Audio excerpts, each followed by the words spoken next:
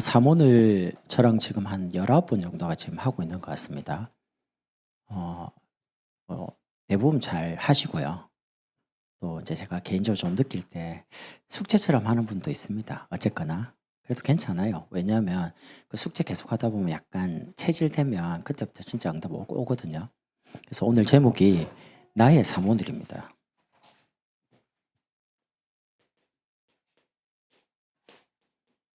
나의 사모들이란 말은 여러분이 매일 말씀 성취 속에, 그리고 기도가 응답되는 속에, 그리고 여러분의 걸음 속에 사람을 살리는 전도 응답이 와야 되는 게 나의 사모들입니다. 왜냐하면 지금도 하나님은 말씀을 성취하는 곳으로 인도하고 계시고요. 그리고 24시 살아계셔서 여러분과 저희 기도를 듣고 응답하고 계십니다. 그리고 하나님 지금도 구원의 역사 속으로 지구를 움직이는 이유가 구원 때문에 움직이고 계시거든요. 그렇다면 여러분과 제가 그 속으로 들어가야 되는 게 나의 사모들이거든요. 그래서 첫 번째가 오늘의 말씀입니다.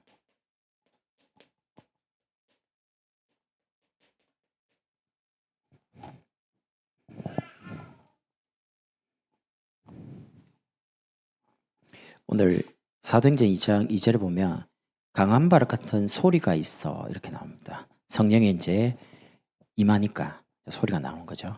여러분, 우리가 강단에서 말씀이 선포되면 개인마다 깨닫는 게 다 다릅니다.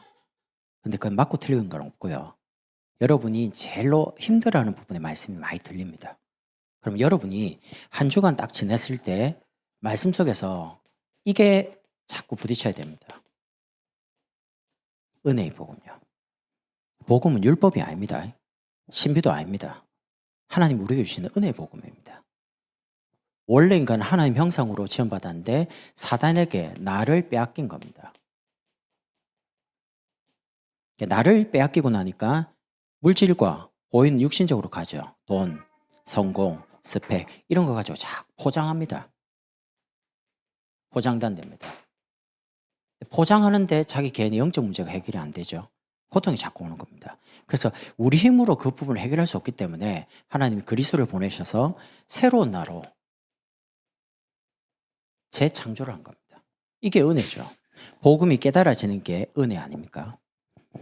그 속에서 이제 두 번째는 축복의 믿음을 자꾸 가지고 응답받는 겁니다. 일단 그리스도 대신 예수님을 믿는 구원 얻는 믿음을 하나님이 우리에게 주셨습니다. 여러분과 제가 가지고 있거든요. 이제는 여기에만 머무르지 말고 믿음 가지고 우리 바라는 것이 현실이 될 만큼 확신 가지고 기도하면 응답되니까 믿음 가지고 기도하면 하나님 능력이 임하죠. 이제는 응답받는 믿음요. 신앙생활은 응답받는 삶입니다. 여러분, 예전에 신앙생활 오래 하면 이렇게 말합니다. 교회 가서 신앙생활 할 때 참고 또 참고 또 참고. 난 그게 맞는 줄 알았어요. 참는 거예요. 참으면 어찌 되냐? 정신 돕니다. 참으면 병든다니까요, 마음이. 그러니까 참는 게 아닙니다.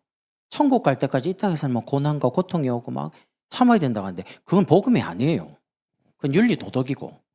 복음은 그리스도 안에 있으면 너희가 자유함을 얻는다. 해방받는 거예요.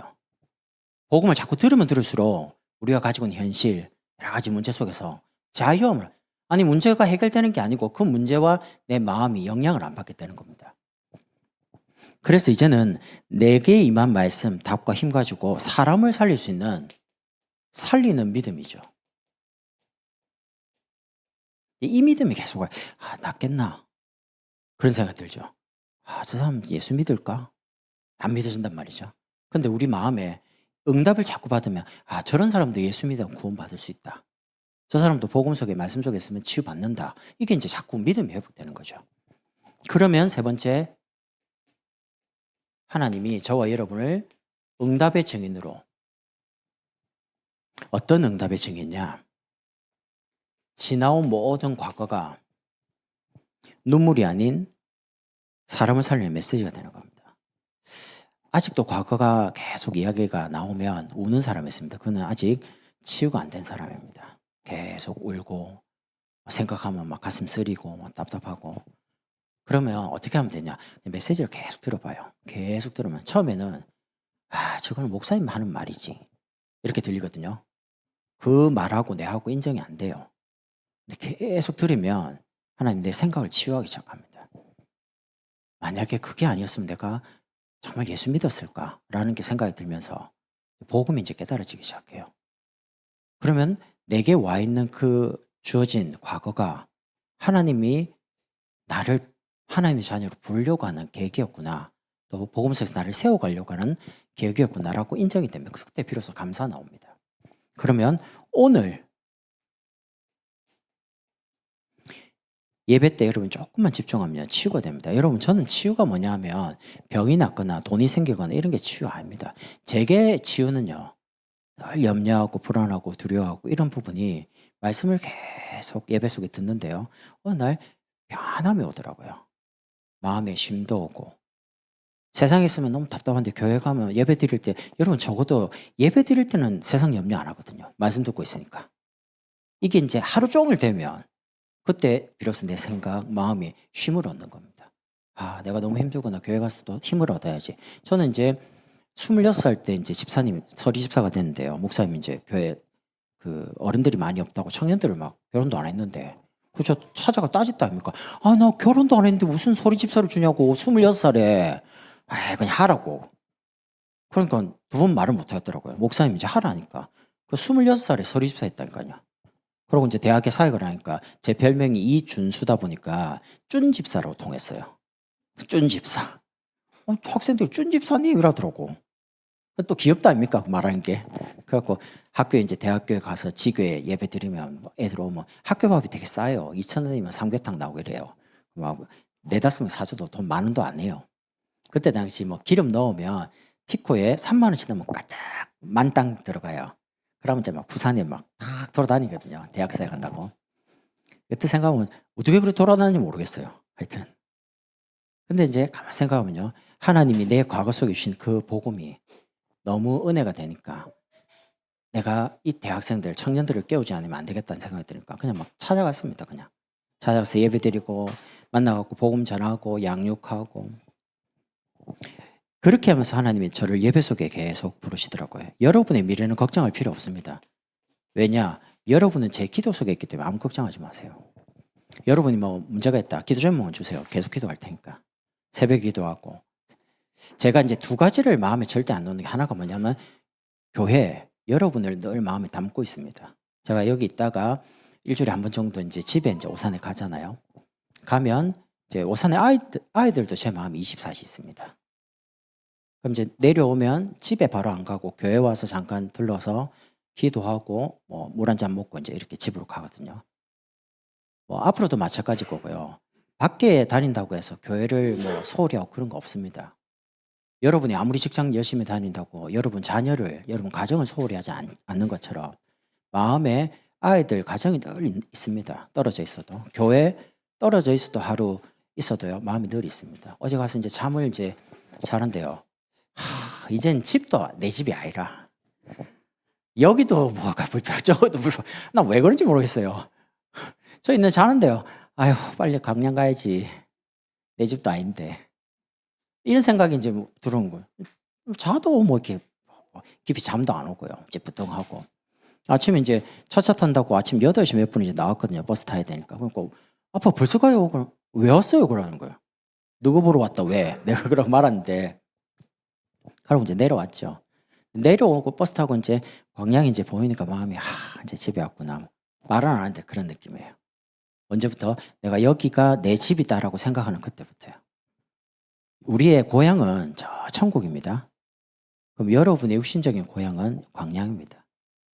제가 부산에서 태어나서 부산에서 30년 넘게 살다가 오산이 어딘지를 모르고 갔는데요. 어느 날 그 오산이 제2의 고향이 되더라고요. 모르고 갔어요. 오산이 어딘지도 몰랐어요. 갔는데 있더라고요, 막. 그리고 여기 어딘지도 사실은 모르고 그냥 목사님이 설교하라고 내려가라 해가 왔는데 뭐 지금은 이제 광양이 이제 내 집이 된 겁니다. 여러분의 상황이 어떻든 간에 여러분 개인이 미래, 가정, 후대, 지역, 2, 3, 7은 여러분이 응답만 받으면 계속 치유됩니다. 많은 분들이 이렇게 말합니다. 남편 문제지, 아이 문제지. 제가 볼 때는 제 개인의 문제였습니다. 제가 행복하니까 막 말해도요. 내 생각과 마음을 사로잡지 못하더라고요. 근데 다 편안한데 내가 불안하니까 다 불안하게 보이더라고요. 이러면 안 되는데. 결국은 내 문제였어요. 내가 불안하고 내가 초조하고 내가 자꾸 두려운 거지 아무 문제 없어요. 가족 갔는데 집에서도 뭐 일이 주일날 뭐 터졌다 하더라고 아내가. 근데 그때 만약에 그런 속에 제가 계속 나도 답답하죠. 근데 내가 그 말 듣는데 그래서 뭐 내려올 건데 내려오면 다 바뀔 건데 다 치유되는데 뭐 걱정인데 내 기도하고 있는데 아무 걱정이 안 돼요. 만약에 그런 어떤 상황이나 사람들의 말이나 행동에 내가 자꾸 걸려들면요 엄청 불안합니다. 그러니까 그만큼 우리 마음속에 뭐가 없냐? 말씀이 없다는 말이에요. 내가 말씀이 가득 차 있으면 사람들이 하는 말 안 들립니다. 현실 속에 일어나는 문제를 안 보입니다. 말씀이 이런데. 근데 내게 말씀이 희미해지고 말씀이 사라질 때마다 두려움이 자꾸 엄습해 와요. 불안함이 와요. 염려가 와요. 자꾸 불신앙이 생기는 겁니다. 그럼 여러분이 주일날 받은 그 강단 말씀 매일. 제가 어떻게 하냐면 월요일이 되죠. 그럼 이 부분 가지고 말씀을 묵상하는 중에 새벽에 와서 메시지를 합니다. 성경 본문은 똑같 그 본문 같고. 화요일이 되면 요 2번 가지고 와서 묵상하다가 하나님 주신 생각들을 가지고 정리해가지고 메시지 합니다. 그리고 수요일 날 3번 가지고 성경 본문 똑같이 읽고요. 요거 가지고 이야기합니다. 목요일 같은 경우는 주일 날 오후 예배 2시 반 그거 가지고 성경 본문 읽고 묵상한 것 가지고 메시지 합니다. 금요 철야 때는 금요일 날은 이제 수요 예배 때 했던 그 하나님 뜻대로 하는 근심 그 본문 가지고 읽고 묵상하고 메시지 합니다. 토요일은 우리가 새벽기도 없죠. 그럼 이제 주일 아침이 됩니다. 주일 아침에 이번 주 이제 주일날 설교하는 제목 본문 읽고 메시지 합니다. 보통 이제 핵심되는 딱 그 1, 2, 3번 중에 핵심되는 거 제가 지난주 주일날 새벽에 요거 얘기했거든요. 요게 이제 제일 중요하니까 구원 얻는 믿음. 이런 식으로 합니다. 그러니까 여러분이 제가 하는 사모는 그래요. 주일날 일주일 동안 이 강단에서 선포된 메시지 제가 하는 이 메시지를 제가 물론 설교도 하지만 저도 개인적으로 붙잡고요. 사모를 하고 그거 가지고 성도들에게 보내주기도 하고 이랍니다. 그러니까 여러분도 그래 하시라니까요. 여러분에게 딱 문제가 올 때 내가 어떻게 해야 되지? 이게 아니고 내가 교회 가서 말씀 들어보고 결정해야지. 그러면 정상입니다. 내가 이사를 가야 됩니다. 내가 특별한 어려움이 옵니다. 이게 하나님 뜻이 뭐지? 라고 할 때 내가 오늘 수요예배 가서 아니면 금요기도에 가서 아니면 새벽에 가서 내가 말씀 들어보고 답을 얻어야 되겠다. 그러면 정상입니다. 그렇게 여러분이 강단에서 선포된 말씀이 매일매일 여러분 삶에 확인이 되고 성취가 되도록 그게 오늘의 말씀입니다. 두 번째는요. 오늘의 기도입니다. 그거 가지고 여러분이 기도하는데 여러분 본부 기도첩을 가지고 여러분 기도하시잖아요. 그럼 본부 기도첩 앞에 보면 한 장이 비어 있습니다. 거기에 주일 강단 메시지 정리해 놓고 매일 여러분이 메시지 깨달음을 놓고 이제 기도 제목을 잡으라니까요. 그럼 제가 하는 원래 이제 기도 수첩이 있습니다. 그래 안 하고 지금 여러분을 맞춰서 지금 하고 있거든요. 근데 세 가지 말씀 성취와 기도 응답과 현장의 증거 전도에 대한 내용이 8가지가 있습니다. 첫 번째는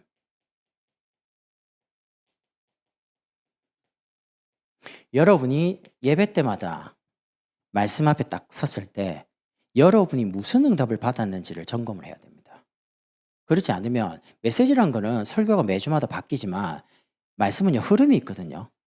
여러분이 본부에서 아무리 777 나와도 우리 교회에서는 777 이야기 안 합니다. 제가 여러분에게 맞는 시간표에 맞는 거를 하나님 주시기 때문에 그거 가지고 지금 가거든요. 그러면 지난주에 여러분이 받았던 응답이 뭐냐 할 때 여러분이 기도해서 받은 응답 그게 응답입니다. 보통은 이렇게 응답이 많이 오죠. 기도한 대로 오는 경우가. 두 번째는 말씀을 듣는 중에 하나님이 깨닫게 하신 것도 응답입니다. 이게 최고 수준의 응답입니다. 병이 낫거나 돈이 생기는 게 응답이 아니고요. 하나님의 말씀이 깨달아지는 게 진짜 최고 응답이에요. 왜냐하면 그 말씀 가지고 여러분을 인도하거든요. 그리고 이제 세 번째는 문제나 어떤 사건이나 갈등을 통해서 하나님이 뭔가 우리를 깨닫게 하는 것도 응답입니다. 그 속에서 우리가 실수도 응답이라고 하면 됩니다. 아니 실수했는데 그게 무슨 실수를 하면서요 자꾸 복음이 깨달아지는 거예요. 말씀이 맞구나. 제가 예전에 위에서 중요한 분에게 이야기를 했거든요. 말씀 가지고 예배 빠지지 마세요. 처음에 좋게 이야기했습니다. 좋게. 근데 웃더라고요. 나를 약간 비웃듯이 집사님 웃으면 안 됩니다. 예배 빠지지 마세요. 정색하면서 딱 정색하면서요. 예배 절대 빠지지 마세요. 왜냐하면 내가 그 배경을 알고 있기 때문에 정말 기도하는 중에 마음에 이거 말해야겠다는 생각이. 왜냐면 그전에는 말하면 이게 시험 들 것 같은데 이런 생각이 드니까 말을 못했어요. 근데 기도를 계속 하는데 오늘 꼭 말해야 되겠다는 생각이 들더라고요. 그래서 말했는데 이번에 처음엔 약간 비웃더니 그 다음에 내가 이제 딱 정색을 하고 예배 절대 빠지지 마세요. 집사님 시간 남는데 집사님 예배 안 올 이유가 없잖아요. 정색으로 딱 말했거든요. 딱 이제 얼굴 굳어지면서 알겠다 하더라고요. 근데 이제 문제는 그렇게 말하고 난 다음에 이제 이게 오는 겁니다. 정신없이 오기 시작하는 거예요. 정신없이. 그러고 나서 딱 10년 지나서 다락방을 이제 계속 했으니까 10년 지난 다음에 한 번은 저보고요. 목사님 뭐 할 이야기 뭡니까? 그러니까 그때는 잘 몰랐는데 목사님이 한 말이 다 사실이더라고요. 맞더라고요. 내가 뭐란 말 했는데요. 나는 말해놓고 잊어먹었거든요. 그때 목사님 기억이 날지 모르겠는데 자기 보고 예배 절대 빠지지 말라고 했대요. 내가 그때 기도하면서 기억납니다. 그러고 나니까 막 평상시에는 예배를 안 왔어요. 오전에 잠깐 오고 막 오후에는 그냥 막 너무 이제 자기 하고 싶은 거 하고 놀러 다니고 막 이랬어요. 근데 이제 계속 하는데 좋죠. 뭐 때문에 뭐 오후까지 오라는 거야. 일주일에 한 번 가주면 됐지. 이런 신앙이었거든요. 나 사업하고 너무 바빠. 뭐 때문에 교회를 한 번만 가면 됐지. 뭐 계속 가야 돼. 가중음에도 감지덕지지. 이래 생각했답니다. 본인이. 근데 그런 이유에 이제 문제가 오는데 자기가 너무 답답해 미치겠는 거예요. 아무리 기도하려도 기도도 안 나오지. 그래서 이제 너무 답답해서 오후 예배로 왔답니다. 너무 답답해서 수요 예배로 왔답니다. 너무 답답해서 금요철에 왔답니다. 너무 답답해서 미칠 것 같아 새벽 기도로 오더래요. 이렇게 해서 몇 년 동안 쭉 가는데 말씀을 들을 때마다 말씀 속에서 이게 깨달아지는 겁니다. 내가 잘못 생각하고 살았구나. 그때부터요 하나님이 생각을 치유하기 시작하더니 생각이 바뀌니까 마음이 좀 달라지잖아요. 그러니까 삶이 달라지기 시작하는 거예요. 달라지니까 그렇게 안 믿던 어머니가 예수 믿게 되고 그리고 가정에 아이도 없이 몇 년을 고생했는데 하나님 자녀도 주시고 하나하나씩요. 지나 보니까 문제와 사건이 전부 다 복음 깨닫게 되는 계기가 되고 그러다 보니까 오늘에 대해서도 오는 문제가 있잖아요. 여러 가지. 답답한 게 아니고 하나님이 또 중요한 깨달음, 중요한 응답을 나에게 주시려고 하는가 보다. 원망이 안 된다는 겁니다. 잘 깨달은 거죠. 그러니까 여러분이 예배 때마다 내가 무슨 응답을 받았는지를 잘 기록을 해야 하시고요. 그 속에서 두 번째는 이번 주 메시지입니다.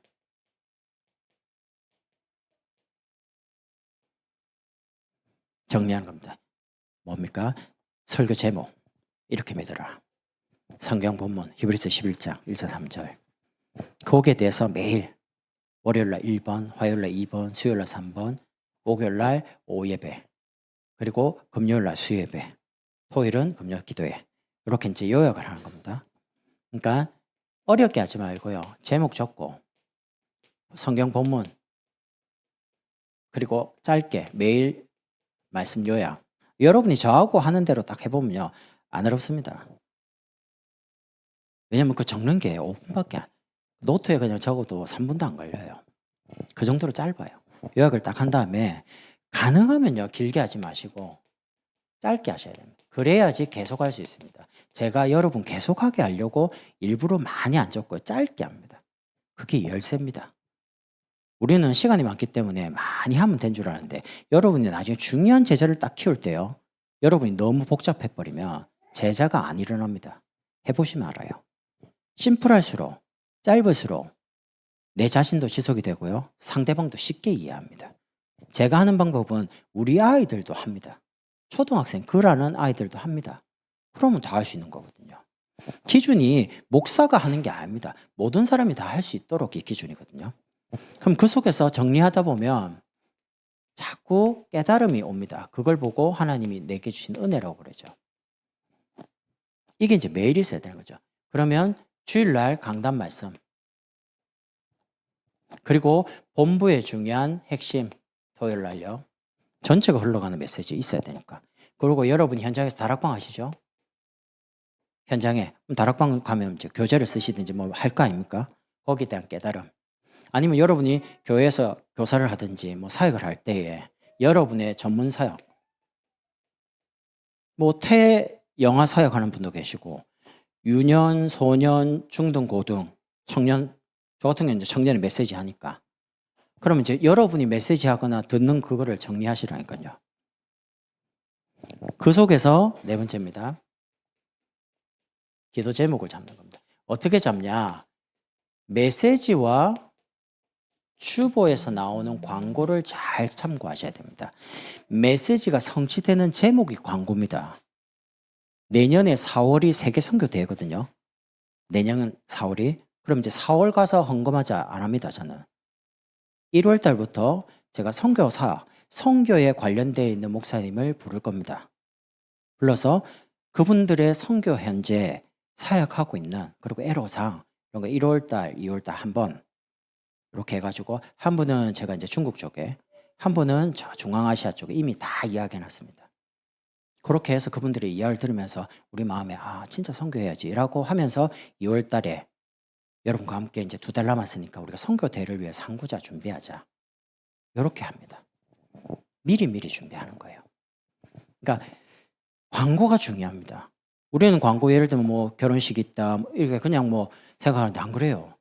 이번 주 말씀이 그 광고를 통해서 현장에 성취되기 때문에 광고 굉장히 중요해요. 여러분이 헌신할 수 있는 뭐 헌금할 수 있는 그게 여러분이 축복받을 수 있는 통로가 된단 말이죠. 그래서 여러분이 교회 기도 제목 속에서요. 그리고 여러분의 직장, 기능, 여러분의 가정, 여러분 개인 기도 제목. 그럼 왜 개인 기도 제목부터 안 잡냐?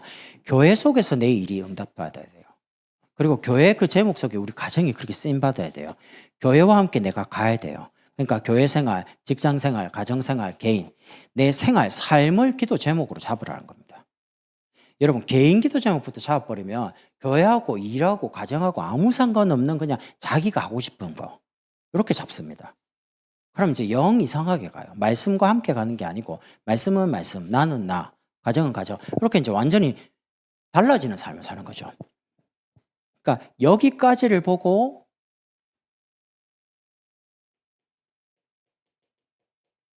말씀 성취를 합니다. 받은 응답 가지고 이번 주 메시지 정리하고 깨달은 것 가지고 이제 기도 제목 가죠. 이렇게 한 다음에 5번째가 이제 제목이 나왔으니까 여러분 어떻게 하냐? 스케줄을 잘 짜면 됩니다. 여러분이 적어도 기도 속에서 삶이 나와야 됩니다. 기도 없이 삶이 나온 건 열매 없습니다. 열심히 여러분이 한 겁니다. 그건 하나님이 한 게 아닙니다. 그러니까 자꾸 한계가고 지치는 거죠. 기도 속에서 조금만 여러분 몸에 맞는 운동을 하시라니까요. 왜냐하면 2, 3, 7, 5천 년 살 때가 건강하게 계속 하셔야 되니까. 아픈 분들은 약도 드시고 의사가 뭐 예를 들면 약사가 뭐 이렇게 해라. 여러분 그거를 참고하셔야 돼요. 몸에 맞는 약을 처방해주고 뭐 운동을 해라. 저는 이제 뛰지를 않습니다. 왜냐하면 관절에 문제가 없기 때문에. 그래서 저는 이제 많이 걷거든요. 많이 걷습니다. 계속 걷거든요. 그리고 이제 계속 이렇게 뭔가 다이어트 하려고 합니다. 제가 이제 전에 다이어트를 얼마나 독하게 했냐면 내 태어나고 처음으로 한 달 만에 20kg를 빼봤어요. 뭐 어떻게 하면 20kg 빠지냐? 안 먹으면 20kg 빠져요. 근데 문제는 이제 미용실에 가는데 그 원장님이 목사님 머리가 이상하다고. 제 머리가 왜요? 그러니까 머리가 다 빠진다는 거예요. 영양이 이제 단백질이 없으니까 다 빠지는 거예요. 뭐 했냐는 거예요. 다이어트 하고 있는데 하지 말라고. 이러다 대머리 된다. 다 빠져가지고 그냥 아침에 머리 감으면 뭐 이렇게 쑥쑥 빠져요. 내가 잘못했구나. 그래서 이제 그때부터 조금씩 먹으니까 1년 만에 원래대로 돌아오더라고요. 그 다음에 또 한 1년 쉬었죠. 근데 이제 내가 나를 볼 때 얼굴이 너무 터질 것 같은데 뭐 이런 생각이 들잖아요. 토실토실해가지고 누가 그렇지? 저보고 목사님 오산 가면요 목사님이 내려올 때 보면 헬스가인데 또 광양에 있으면 약간 여기 살이 오른데 누가 그랬는지 내 기억이 안 나는데 제가 지금 좀 그런 상태예요. 왜냐하면 그 이후로 내가 평생 다이어트구나. 그러니까 이제 먹는 거 아침을 먹으면 일단 점심을 안 먹든지 저녁 먹든지 아침 점심 먹으면 저녁 안 먹든지 이렇게 하루에 2끼만요. 그 이제 어쩔 수가 없어요. 옛날만큼 움직이는 게 막 그렇게 활발하지 않기 때문에 이제 결국 이제 먹는 거를 줄일 수밖에 없거든요. 그래 해야 돼요. 여러분 다이어트 안 하십니까? 저만 하려고 그럽니까? 저는 아침 저녁으로 딱 몸무게 올라가거든요. 내려와서 오늘 딱 오후에 딱 쟀는데 잘했어 이런 뿌듯함이 오더라고요.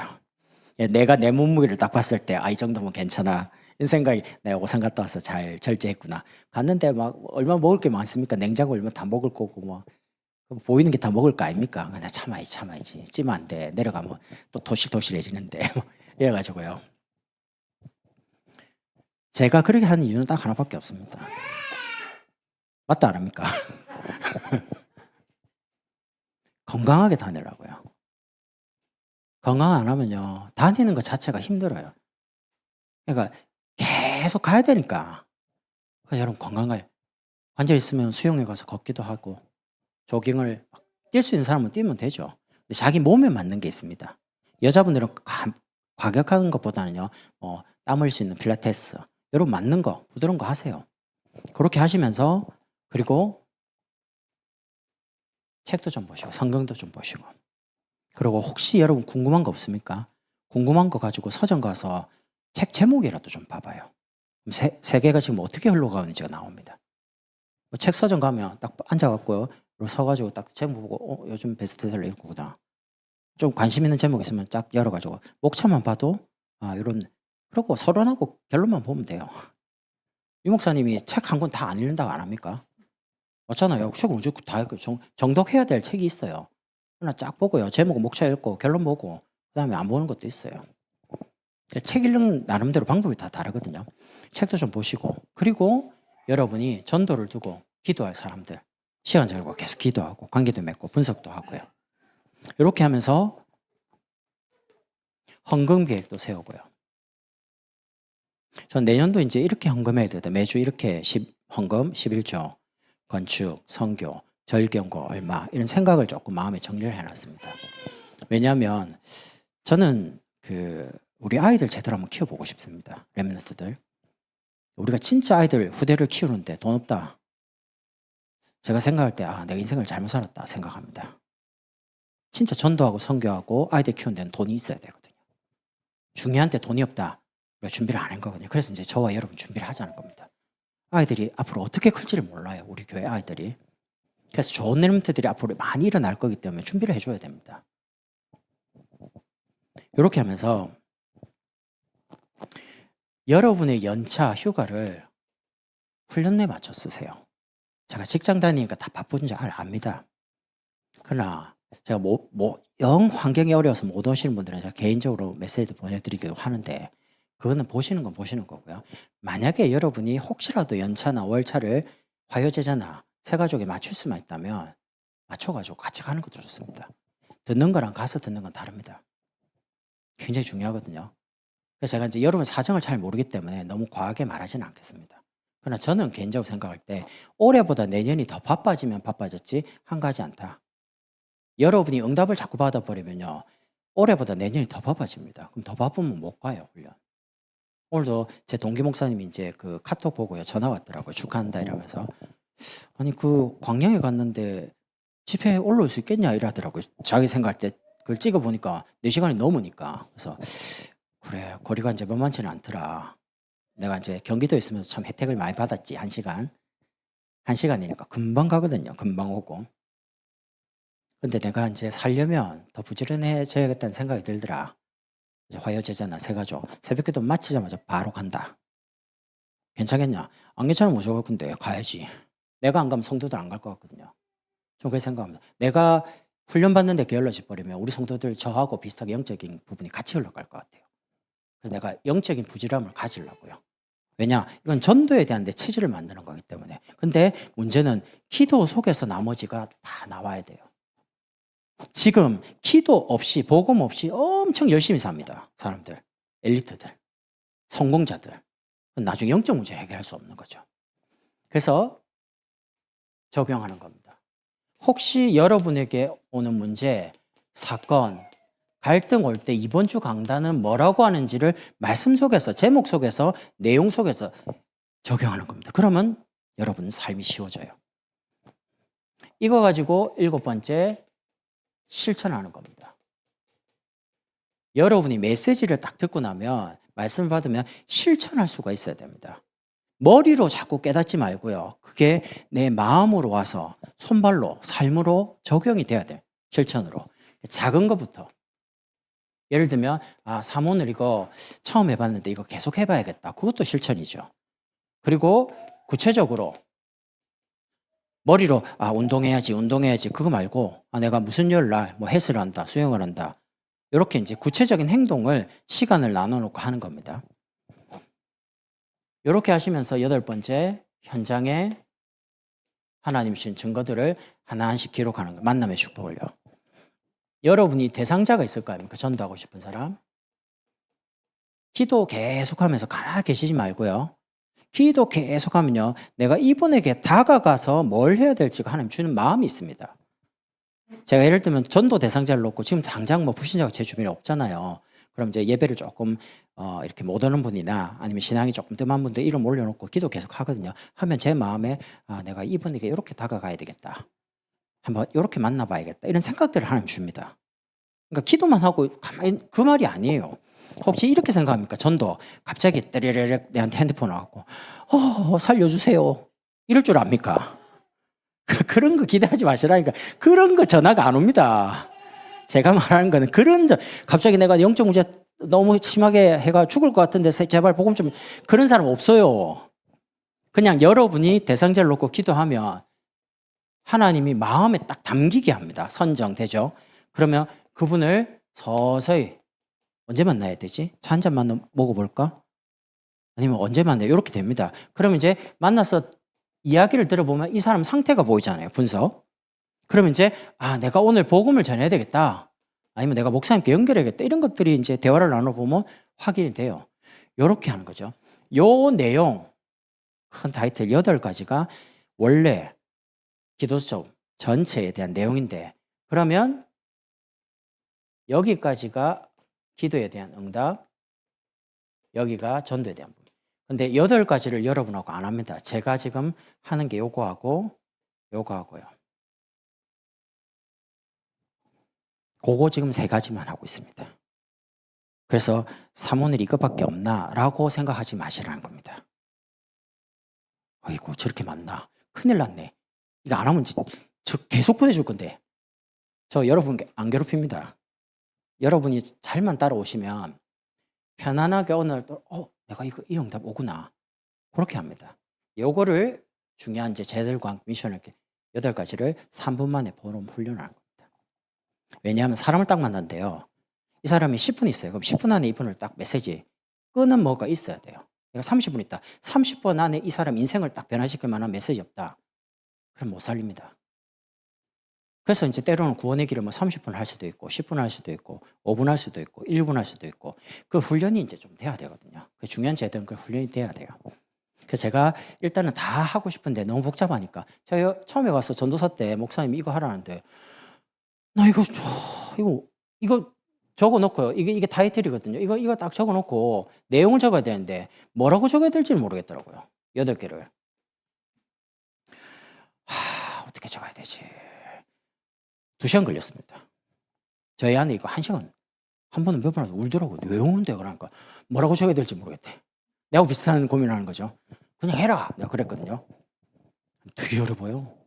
그래서 목사님, 이 사문을 기도 좀 너무 내용이 어려운데. 그러니까 그 볼펜으로 적으라고. 아니 그 말이 아니고요. 볼펜으로 적죠. 그 말이 아니고 적었는데 그다음 뭐라고 적어야 돼? 그 영어로 적으랬나? 한글로 적으랬지. 한글로 적으면 그러니까 내가 그 말이 아닌데 왜 무슨 엉뚱한 소리 하지? 그냥 목사님 저를 볼 때 아무 말 하지 말고 그냥 해. 하다 보면 응답 보기 시작하면 쉬워진다. 그때까지는 체질이 아니니까. 여러분 딱 예수 믿고 제가 지금 하고 있는 것처럼 새 가족이 딱 하잖아요. 그 사람 굉장히 전도 응답 빨리 받습니다. 말씀 딱 정리되고 제목 딱 넣고요. 전도 딱 기도하잖아요. 하나님 그런 새 가족이 더 빨리 응답 줍니다. 믿음이 금방금방 자란다니까요. 근데 우리가 신앙생활 10년하고 20년이 지났는데 뭔가 아직도 정리가 안 되고 이렇다는 거는 아직 우리 속에 있는 많은 뭔가 상처들, 치유받아야 될 부분이 나를 결정적일 때 딱 발목을 잡고요. 기도 못하게, 은혜 못 받게 이렇게 한 거거든요. 그래서 이제 올해 지나가면서요. 이제 내년에는 진짜 하나님께 쓰임받을 준비를 해야 됩니다. 이런 거 제가. 그래서 요 내용 가지고요. 너무 복잡한데 복잡 안 합니다. 그냥 하시면 됩니다. 저하고 편안하게요. 이 속에서 세 번째가 오늘의 전도입니다. 여러분이 말씀과 기도와 전도에 대한 응답을 받기 시작하면 이게 살아납니다. 막 교회 가고 싶어져요. 교회 가서 예배만 드리면 답과 힘을 계속 얻죠. 이제 그걸 보고 성령 충만이라 합니다. 성령 충만 받으면 오는 응답이 전도가 되기 시작합니다. 전도하는 게 아닙니다. 되어지기 시작합니다. 사람을 하나님이 자꾸 붙여요. 은혜를 받고 있는데 나도 모르게 자꾸 뭔가 이렇게 사람이 말하거든요. 본인도. 근데 그게 그 사람한테 답이 되는 거예요. 왜냐하면 내가 답이 됐기 때문에. 내가 힘을 얻었기 때문에 별말 안 했는데 그 사람한테 힘을 얻는 겁니다. 그게 전도입니다. 그러니까 전도가 되면 교회 와서 말씀이 자꾸 이어져 가지고 하나님 말씀은 살아있다라고 느낍니다. 성취가 되기 시작하니까. 그러면 그 성취되는 걸음 속에 하나님은 제자를 만납니다. 영접하고 안 오고 이런 게 아니고 영접하고 이분이 교회 등록해서 여러분과 함께 예배 속에 훈련 속에 이러면서 양육받아 성장합니다. 그런 분이 이제 세례를 받고 집사님 되고 권사님 되고 장로님 되고 그런 분이 여러분 인생에 3명만 있다. 여러분 미래 걱정 안 하셔도 돼요. 왜냐 하나님 여러분 완전히 책임집니다. 여러분 개인 가정. 그러면 그분이 있는 현장이 가정이 지역이 변화가 일어나죠. 이게 사도행전 2장의 1절부터 47절에 일어나는 응답입니다. 사도행전 2장 4절에서 일어난 이후에 일어난 응답들입니다. 이 사도행전 2장 이후의 역사를 보고 이분들이 행복하게 이 여정을 걸어간 겁니다. 전도하려고 한 게 아니에요. 마가의 집에 무서워서 숨어서 언약 잡고 기도했는데 각자 다른 언어들로 말하기를 시작하는데 혀에 불같은 기도에 대한 성령 충만 오기 시작하고요. 그리고 각자 다른 언어들, 전도, 다른 나라 말로 증거되기 시작, 전도입니다. 행복한 전도자의 삶을 본인도 모르게 살아가는 거예요. 살아가니까 가정이 살아나고요.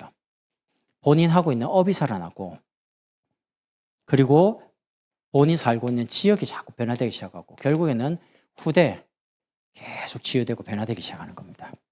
하나님이 원하는 게 이런 삶입니다. 여러분 제가 다락방을 하면서 참 풀리지 않는 고민이 뭐였냐면 왜 다락방을 저렇게 열심히 뛰고 저렇게 전도 열심히 하는데 집에 가면 그렇게 계속 핍박당하고 자녀들은 자꾸 무너지고 경제 무너지고 몸은 아프고 아무리 그렇지만 이건 아닌데 이런 생각이 있지 해결이 안 되는 거예요. 한때 우스개로 다락방 진짜 하면 2개가 남대요. 근데 너무 솔깃해가 뭔데요? 물어봤죠. 하나는 그리스도가 남대요. 맞죠? 다락방 그리스도가 남죠. 두 번째 카드 빚이 많이 남는답니다. 계속 카드 대출받아고 돌아다니고 훈련받으면 여러분 훈련 엄청 비쌉니다. 가서 밥 먹어야죠. 회비 내야 되죠. 합숙 같은 거 없어요. 뭐 1, 2만 원 아니잖아요. 몇십만 원이잖아요. 그런 계산해버리면 훈련 못 가요. 그럼 내가 두 번째. 근데 그러면 이제 사실은 계속 남편하고 가정에서 뭔가 경제 때문에 싸우는 일이 벌어지거든요. 내가 갖다 준 돈 어디다 다 바쳤어. 교회 다 헌금했어. 막 이런 것부터 시작해갖고 돈을 이제 추적당하기 시작합니다. 골치 아픈 거죠. 그리고 이상하게 자녀가 잘 돼야 되는데 자녀가 계속 엇길로 가고 막 공부 안 하고 막 이상하게 반항하고요. 근데 대부분이 그렇더라고요. 내가 이상하다. 이건 아닌 것 같은데.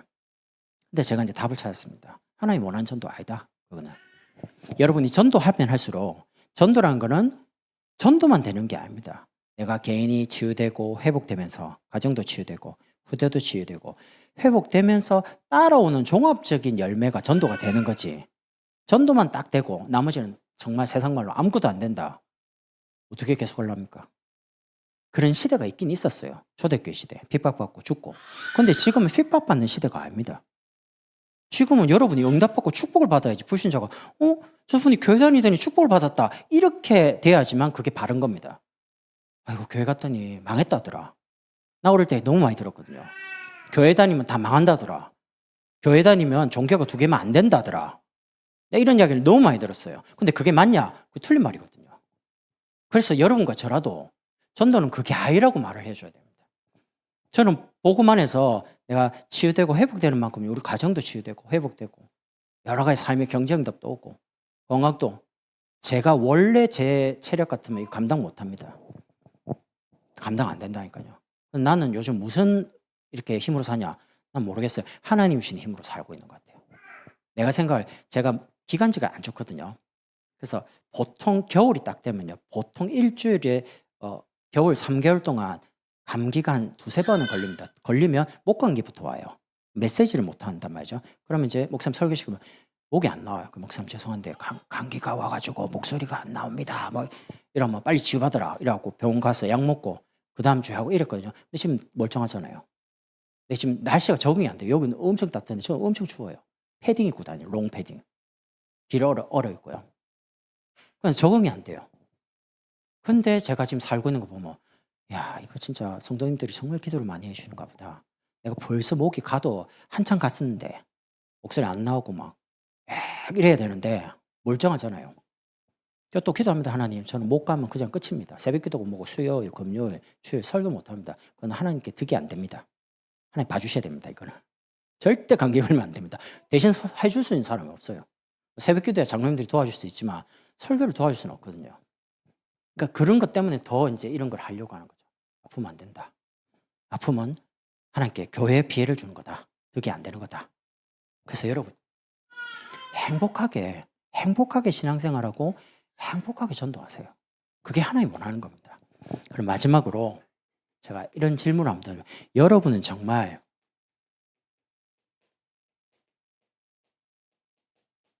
제자입니까? 많은 분들이 이렇게 말합니다. 내가 믿고 싶은 예수. 아닙니다. 성경이 말하는 예수를 믿어야 됩니다. 내가 원하는 교회. 아닙니다. 하나님이 원하는 교회에 내가 가야 됩니다.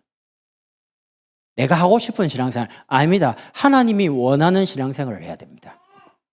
기준을 나한테 두면 안 되고요. 기준을 하나님께 두고 말씀에 둬야 됩니다. 그러면 어떤 제자냐?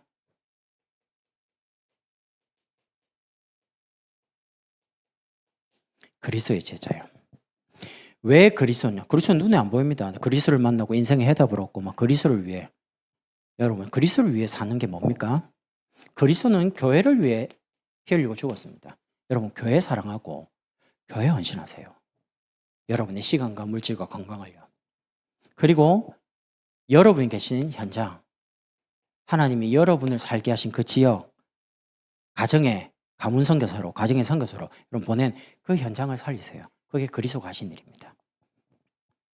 그리고 여러분에게 맡긴 후대 여러분 자녀를 지금부터 내 자녀다 생각하지 마시고 하나님이 내 남편 내 아이를 나에게 같이 동력으로 붙이셨다라고 생각하고 그 자녀와 가족을 제자 삼으라니까요. 불신자 전도하려고 얼마나 많이 맞춥니까? 말도 함부로 안 하고 조용히 어쨌든 이렇게 복음 전하고 하려고요. 하잖아요. 우리가 불신한테 막 말하고 사는 사람 없거든요. 전도하려면 약간씩 비유도 맞추고 막 눈치도 봐가면서 막 기분 안 나빠갖고 해야지 되니까 그렇게 여러분 자녀를 제자 삼으라니까요. 진짜 제자다. 이 아이가 크면 나보다 더 큰 제자로 응답받는다라고 생각하면 말 한 번 못합니다. 제가 어느 날 아내 말을 듣고요. 그게 하나님면서 아이를 제자라고 생각하고 좀 대우해주면 안 되겠냐. 나 너무 충격되더라고. 그런 생각 안 해봤거든요. 그냥 아이는 아이지. 왜냐면 내가 현장에서 복음 전하고 양육을 하고 이 사람을 제자로 키우는데 내 마음이 다 있다 보니까 제자라면 내가 생각이 다르단 말이에요. 근데 아이를 제자로 보고 좀 도와주면 안 되냐라니까 말이 다른 거예요.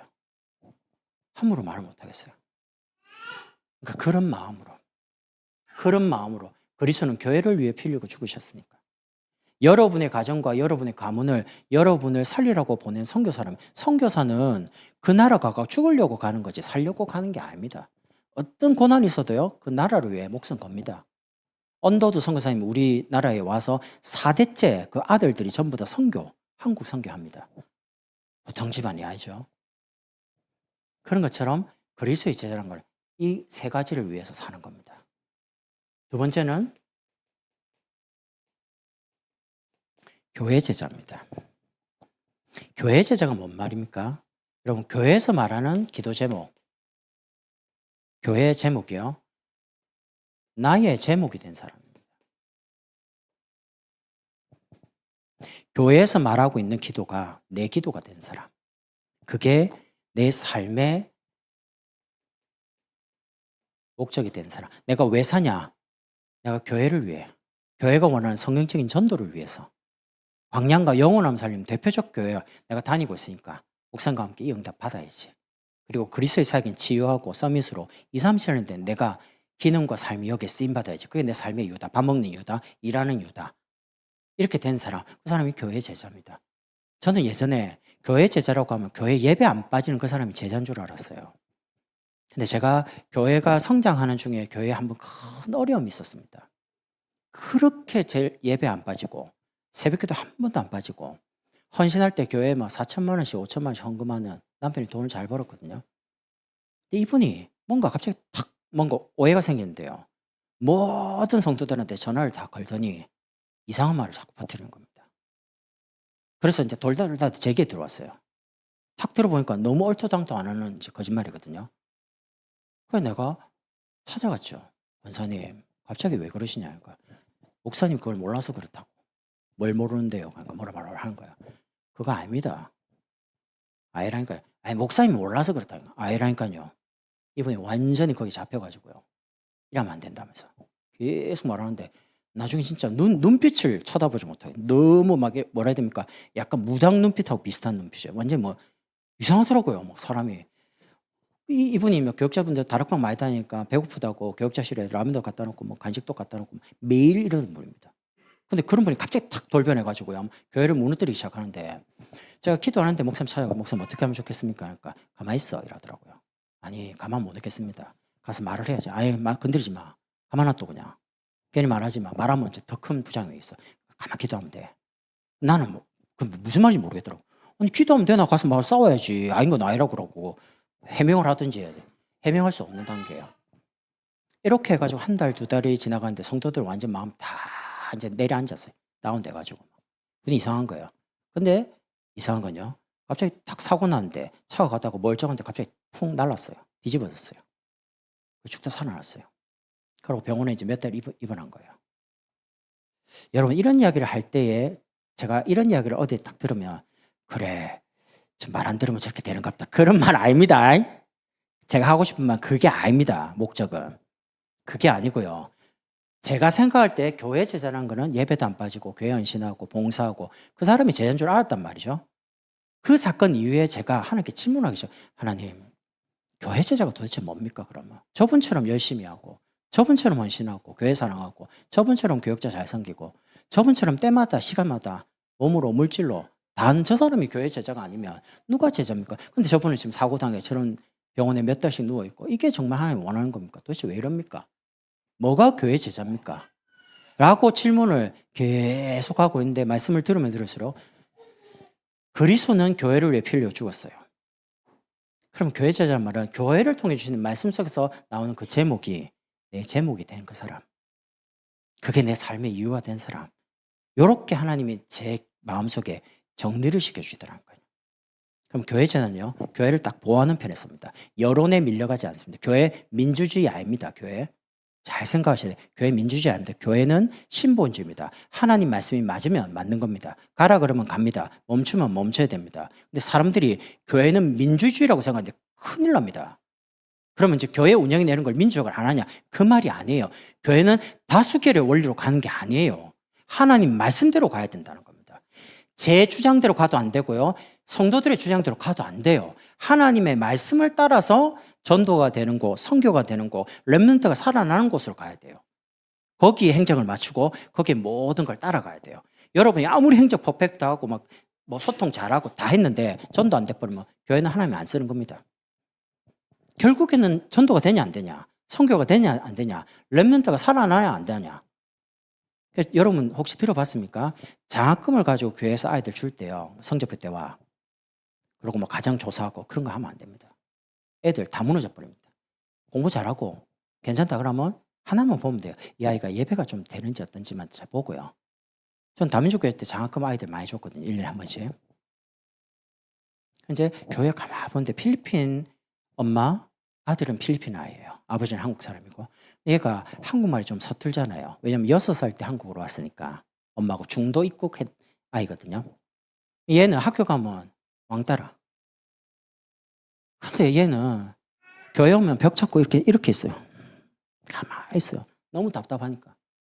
그러니까 이제 영어하는 집사님이 애가 좀 그러니까 책도 사주고 필통도 사주고 지우개도 사주고 볼펜도 아마 예쁜 가방도 가면 애들한테 다 뺏겨요. 내놔 이러면 다 뺏기는 거예요. 이런 애예요. 마음이 얼마나 힘들겠어요. 그런 애인데 제가 그랬죠. 이 아이가 이제 중학교로 툭 올라가니까 제가 이제 교회 이제 장학위원회 장로님 이 아이를 조금 장학금 주면 어떻겠냐. 다민족이니까 아이가 다문화 아이 이런 아이 격려하는 게 참 중요하잖아요. 근데 쭉 대화를 하니까 얘가 예배를 잘 안 와갖고 예배 안 오지만 그래도 한 번씩 온다 아닙니까? 격려하고 엄마 아빠들이 예배 안 오니까 그런 거지 불신자 가정이니까 키워봅시다. 근데 집사님은 도와주려고 그러고 다 하는데 결국에는 안 되더라고요. 근데 그 외에 예배를 좀 잘 드리는 아이가 있거든요. 이 아이는 또 다민족 아이예요. 이 아이는 예배를 절대 안 빠져요. 신학원도 절대 안 빠져요. 그래서 이제 계속 훈련받도록 도와주는데 얘는 한국어 완전 능토, 영어 잘하. 케냐 사람인데 스와힐리어 3개국 하잖아요. 제가 그런 아이들은 조금만 키우면요. 그런 아이들은 케냐 가면 대통령 될 수도 있습니다. 어마어마 한국에서 한국말 잘하지, 영어 잘하지, 자기 나라 스와힐리어 하지. 부모가 가난해서 한국에 왔지만 그 아이는 가난하지 않습니다. 단지 내가 누구냐, 케냐 사람이냐, 한국 사람이냐 이런 혼란이 좀 있어서 그렇지. 그래서 우리가 진짜 바르게요. 우리 삶의 이유. 돈을 어디에 써야 됩니까? 일반적으로 이렇게 생각하거든요. 돈이 없으면 안 합니다. 그럼 돈이 있으면 합니다. 돈이 기준에. 저는 이제 그렇게 살아왔는데 제가 이제 오산에 있으면서 목사님을 한 20년 넘게 보면서 그게 아니라는 걸 알았습니다. 돈을 써야 되는 기준이 뭐냐? 이게 하나님 뜻이냐? 그럼 돈 써야 됩니다. 근데 하나님 뜻이 아닌데 돈 쓰면요. 하나님 돈을 뺏어 봅니다. 계속 틀린 데 쓰고 있으니까 돈을 뺏어 갚는다는 거예요. 그러니까 하나님의 뜻이 맞냐 안 맞냐에 거기에 돈을 써야지. 그게 이제 돈이 그러면 하나님 뜻이 맞는데 내가 돈이 없어요. 그럼 전성들과 기도해서 응답받아갖고 헌신하는 겁니다. 그래서 돈이 많은 사람이 교회에 헌신하면 참 좋은데 지향사를 오래 봤는데 그런 분들이 많이 없더라고요. 오히려 막 가정 너무 어렵고 형편 어려운데 그런 사람이 막 17만, 10만 원, 20만 원 막 이런 거 막 모아가지고 헌금을 할 때 딱 보면 해요. 금액도 크지 않는데 그냥 본인에게 어마어마한 금액이거든요. 그러니까 예수님도 과부에 2랩돈이 전 재산 바쳤다고 합니까? 그러니까 돈의 가치는 금액이 아닙니다. 왜 드리냐는 거죠. 교회 제자. 마지막으로요. 목회 제자입니다. 여러분이 저를 중심으로 가는 건 어쩔 수 없습니다. 교회는 담임 목사 중심으로 가는데 근데 문제는 목회자 중심이 아니고요. 목회 강단에서 나오는 말씀 중심으로 가야 됩니다. 그래야지 목회 제자가 됩니다. 그러면 이게 무슨 말이냐면 강단 말씀이 삶에 성취되는 그 사람. 이거는 다른 사람 모릅니다. 본인은 압니다. 나는 주일날 들었던 말씀 내게 답이 된다. 내게 힘이 된다. 난 용기가 된다. 그게 내게 너무 성취된다. 그래서 교회 올 때마다 말씀이 너무 살아있는 것 같다. 그 사람은 목회 제자입니다. 근데 목회만 전문적으로 하는 전문 목회자, 교육자죠. 이런 사람들 키울 거고요. 신학생들, 부목사님들 이런 사람들. 교회 안에서 일하면 제일 좋고요. 두 번째는 자기 기능을 가지고 성공해서 사람들이 그분이 하는 말에 영향을 입습니다. 그러면 전문인 전도사로 수요일날 설교도 하고 오예배 설교도 하고 그런 분들을 세우고요. 그리고 집사님이나 권사님인데 이분은 아주 전도에 대한 부분이 평화롭게 전도도 하고 주변에 사람들이 계속 열매 맺어요. 그런 사람들은 전문 전도인으로 신앙만 안 했을 뿐이지 전도에 대한 다락방, 팀사역, 미션홈 전문교회 주기에 응답받고 있으니까 세 부류의 사람을 목회 제자로 계속 키워 올리겠다는 겁니다. 20년 동안 그만둘 때까지. 왜냐? 그래야지 교회가 안 무너져요. 그래서 여러분이 말씀 기도 전도가 오늘의 3오늘인데 이 부분은 잊으셔도 됩니다. 그냥 저하고 같이 하나씩 늘려가면 되니까 그건 별로 안 중요하고요. 여러분 지금 제가 볼 때 너무 잘하고 계세요. 난 처음에 이렇게 잘할 줄 몰랐어요. 근데 여러분 딱 하는 거 제가 그 유심히 보거든요. 답장은 제가 빨리 하는 편입니다. 금방 봅니다. 딱 눌러가 딱 제가 보는 포인트가 있거든요. 딱 형태를 맞춥니다. 그럼 형태 맞아요. 오케이. 내용 봅니다. 근데 제가 딱 볼 때 이분은 좀 진실되게 하는 것 같다라는 분들이 있더라고요. 정말 자기를 하나님 앞에서 고민하고 말씀을 잡는 분이 있어요. 근데 그게 보이더라니까요. 왜냐면 내가 하고 있기 때문에. 근데 이제 잘 못하는 분은 이제 제 거를 복사해갖고 똑같이 하는 분도 있거든요. 상관없어요. 왜냐면 지금 어떻게 해야 될지 모르고 배워가는 거니까. 그래서 그렇게 하시면서 자, 여러분께 이제 기도 제목을 하나 드리겠습니다. 12월 31일 날 송구영신 예배를 우리가 저녁 10시에 드립니다. 그때 안수기도를 하려고 합니다. 1년에 한 번이니까 가운 있고요. 축복기도를 여러분을 할 건데 아마 그 주간에 우리 주보에 송구영신 감사 그 헌금 목표가 들어갈 겁니다. 그러면 여러분이 거기에 이제 기도 제목을 적으셔야 되는데 2026년에 여러분이 꼭 응답받을 제목 3가지만 꼭 적어주시면 좋을 것 같아요. 첫 번째, 여러분 개인이 꼭 응답받고 싶은 거. 많이 있겠지만 하나만. 많이 적는다고 될 게 아니에요. 많이 가져오면 그거 내가 여러분 올라와서 앉아있는데 내가 그 읽다가 시간 다 가니까 딱 하나만. 두 번째는 여러분 가정에 꼭 응답받고 싶은 거 없습니까? 여러분 자녀든 남편이든 하나만. 기도 좀 한 줄만. 너무 길게 적지 마시고 하나만. 그리고 세 번째는 여러분 직장 아니면 우리 청년 같은 경우 내가 평생 뭐 하고 살아야겠냐 달란트 기능을 놓고 이런 거를 조금 요 3가지를 기도 제목을 딱 3줄 적어가지고 가져오시라니까요. 그럼 가져오면 의자 이제 2개 놓고 앉고 제가 이제 기도 제목 보고요. 그 기도 제목과 메시지 이제 송구영 씨 때 했던 메시지 가지고 기도할 겁니다. 굉장히 이 기도 제목이 중요해요. 대충 잡으면 2026 대충 응답 옵니다. 구체적으로 잡으면 구체적으로 옵니다. 제가 지난번에 말했잖아요. 2026년도에 언제 할지 모르겠는데 제목 하나 응답하라 2026 요 다음에 나올 겁니다. 왜 하나님께 응답하라 이게 아니고요. 응답받아야 되거든. 그래서 나와 우리와 교회가 그리스도와 함께 가야 되는데 나는 개인 치유, 우리는 가정과 지역 치유, 그리고 교회는 후대 치유. 그 응답을 받자는 겁니다. 그래서 준비를 좀 하시면 좋을 것 같아요. 마음에 딱 담고 주일날 또 이야기할 겁니다. 못 들은 분이 계실 거니까. 그래서 기도 제목 굉장히 중요합니다. 이게 얼마나 중요하냐면 그 오산에 나이가 많으신 50 넘은 목사님이 계셨어요. 이분이 한 번은 안수기도 하는데 목사님께 올라오더니 제가 이제 부목사 아닙니까? 딱 기도하려고 하는데 목사님이 봐라 이러도록 뭔가 보니까 올해는 꼭 결혼하게 해주세요 올랐더라고요. 싱글이었거든요. 그러고 한 달 뒤에 결혼했습니다. 해 넘어가가지고 이야 하나님이 50 넘은 남자분도 결혼시킵니다. 나 그거 보고요. 제 여동생에 대해서 엄청 위로가 되더라고요. 왜냐면 제 여동생이 지금 46인가 그렇거든요. 그러니까 여동생 항상 저를 보면 핍박해요. 니만 결혼해가 잘 살지 하나밖에 없는 동생은 결혼도 안 시켜주고 조금만 기다려. 언제까지 기다리는데 46이다. 내년에 47이다. 교회에 남자 없으면 다른 교회에서 데리고 와야지. 근데 나만 보면 계속 핍박을 해요. 내가 기도를 해주고 있잖아. 그럼 언제 응답 오냐는 거라. 내가 그랬더니 내가 우리 교회 목사님이 50 넘어가지고 기도 제목을 잡았는데 그 다음 달에 기도 응답대로 결혼하는 걸 보고 내가 용기가 생기니까 조금만 기다려봐 했는데 벌써 1년 지났어요. 그거 이제 지난번에 말했거든요. 그래서 요즘 이제 말 안 합니다. 결혼하면. 근데 하나님이 하셔야 되는 건데 예배만 좀 잘 드려. 빠지지 말고 자꾸 이렇게 하고 있는데 여러분이 딱 잡으면 응답 옵니다. 그래서 나의 사모를 지금 우리 교회 광양복음교회 너무 잘하고 있어요. 내가 흠을 찾을 수가 없어요. 너무 잘해. 나 진짜 자랑하고 싶습니다. 정교인이 사모를 잘하고 있다. 장로님들 너무너무 잘하고 계신다.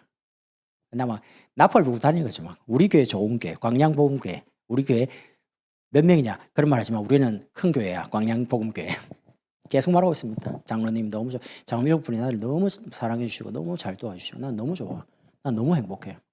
우리 교회 같은 교회 있으면 나와보라 그래. 막 나 큰 교회 안 부러워. 그러니까 다들 저보고 막 이상하게 이렇게 쳐다보고 있더라고요. 저기 내려갔더니 이상해졌다면서.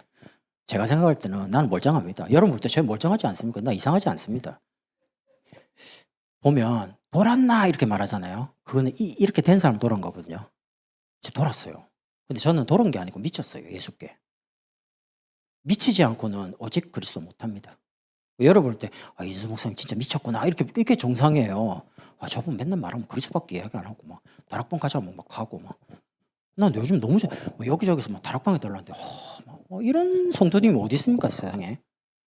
언제 시간 됩니까? 제가 어떤 분은 다음 주에 시간이 안 돼서 그 다음 주에 만나자 했습니다.